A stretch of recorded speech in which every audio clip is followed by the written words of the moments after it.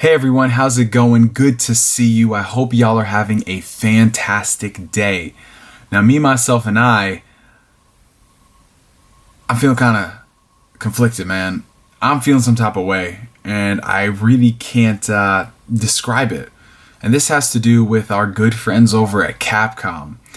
And it's so funny to talk about Capcom because if any of you guys are the fan of the channel, you know that I have a history with this company, dating back 5, 6, 7 years ago. All the videos that I used to make on Capcom, all their crappy business decisions. There's a lot of stuff that I can say about Capcom, a company that has made my shit list every single year for the past 5 years. And if they weren't at the number 1 spot, they were in the top 5.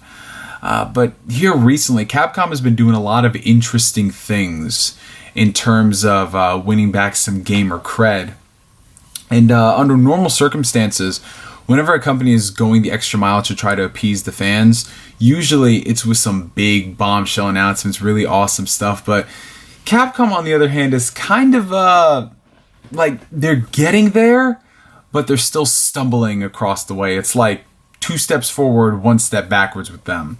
So in this video, I really want to talk about some of the things Capcom has been doing here recently, in addition to what I think they can do going forward in the future.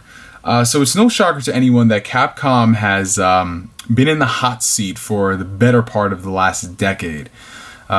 Just to list off some things that they've done that have really ticked some people off. First and foremost, if you are a major fan of Mega Man, when they were canceling games left and right, they were basically ignoring the Blue Bomber and all franchises for the most part that put them on the map. And the franchises that they didn't decide to ignore, they were bastardizing them in one way, shape, or form. The Resident Evil games went from survival horror into a straight-up action brawler.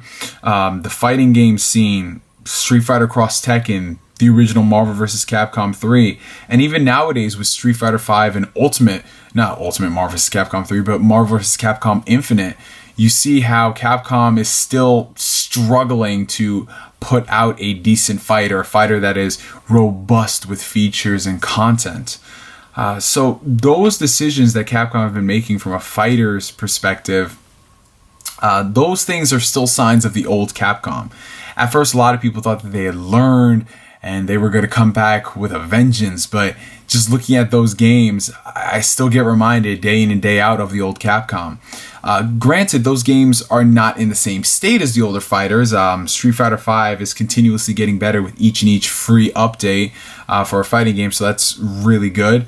Marvel vs. Capcom Infinite, on the other hand, yeah, that's definitely still old Capcom.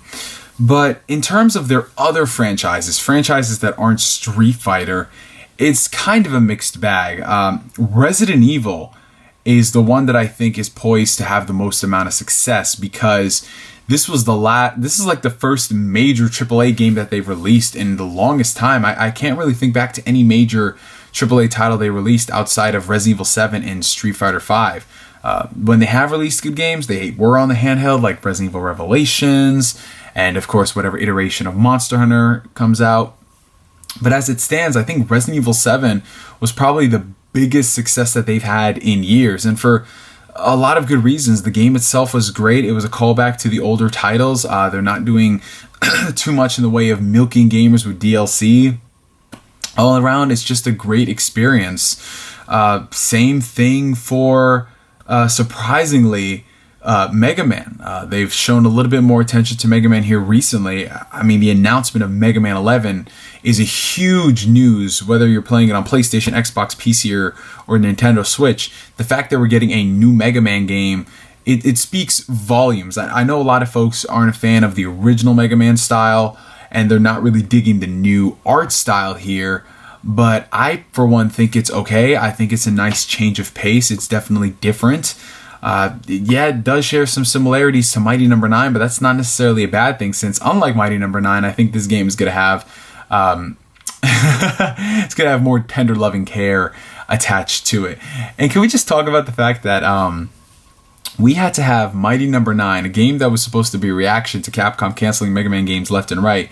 We had to have that game come out and flop in order for Capcom to realize that, hey, maybe people want to play a legit Mega Man title. And if this game sells well, who knows? They might actually go back and do different Mega Man games. Like they might revive the Battle Network series, which is one of my personal favorites. They might do something completely different. Maybe they'll go that route of a first-person Mega Man game a la Metroid Prime. You know, the possibilities are up in the air if this game succeeds. But I think that one thing Capcom has noticed is whenever they put out these collections, be it Devil May Cry HD, Devil May Cry 4 Special Edition, the Mega Man collections, the Resident Evil collections, they see that those games sell gangbusters. And you can attribute that to the fact that people love playing those old games again. They love the nostalgia attached to them. They love the cheap price tag that those games have. Well, most of them, with the exception of Street Fighter 2 on the Switch, which is just, wow, they released that at that price. Jeez. But yeah, those games, like when they released the Resident Evil 4, 5, and 6 on the PS4, they released the remake and Resident Evil 0. Those games performed exceptionally well, not just for a re-release, but just in general as a game on the system. They sold gangbusters. So I think that Capcom, once they realize that, hey, these games are more than just ports, they are actually gauging interest, it's prompted them to look into making more of these games. Now, I'm not going to sit here and say that if we go out and support these ports or whatever, that we are going to get a next installment. I, for one, would love for them to put out a Devil May Cry 5. I would love for another Dragon's Dogma. I seriously would love for all of these games to get sequels. But we just don't know what they're working on at the company. I like to think that with these re-releases, it's definitely telling them that, hey, we want this. But until we get a concrete announcement of like something major, like the Mega Man games, like Mega Man 11 is an easy game to make, I'm sure.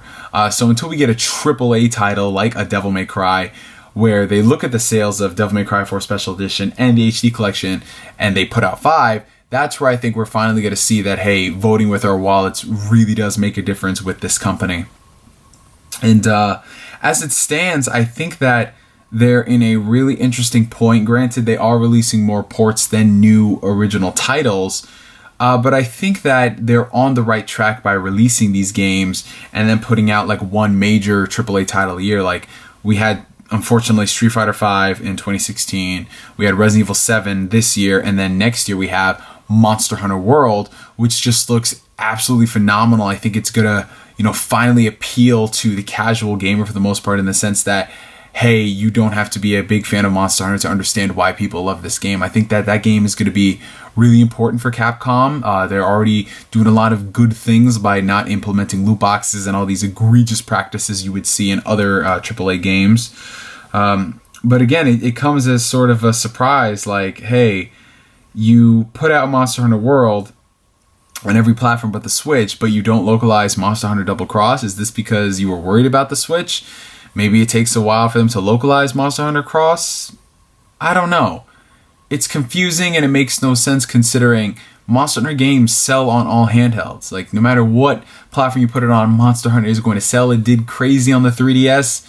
So that being on the Switch, it honestly should have been a year one release. So I don't know what's happening with that, man. But we'll have to see going forward in the future. But as it stands, Capcom has me going like this, It's like if they keep this up and they stop with the BS, I think they might be making a proper resurgence here recently, or here in the future. I don't know. I've been recording so many videos recently that I'm kind of,